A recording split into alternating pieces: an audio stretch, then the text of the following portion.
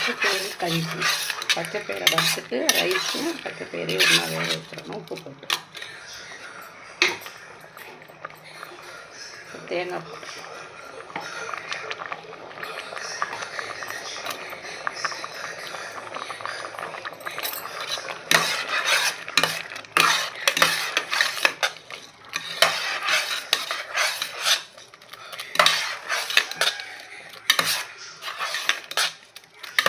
பச்சைப்பயிறு கஞ்சி ஹெல்த்தியானது. குழந்தைங்களுக்கும் பெரியவங்களுக்கும் கொடுக்கலாம். காலையில் உணவு வந்து இதே கொடுத்துடலாம். சாப்பிட்டா நல்லா சூப்பராக இருக்கும், உடம்புக்கு ஹெல்த்தி.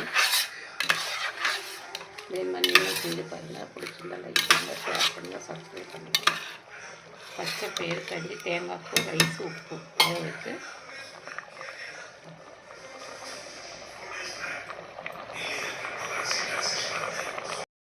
பச்சைப்பயிறு கஞ்சி தேங்காய் உப்பு போட்டணும்.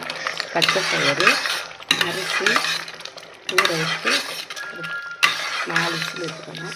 தேங்காய் போட்டு நல்லா ஒரு கொதிக்க ஊற்றி இறக்கணும். அவ்வளோ உடம்புக்கு ஹெல்த்தியானது, சத்தானது.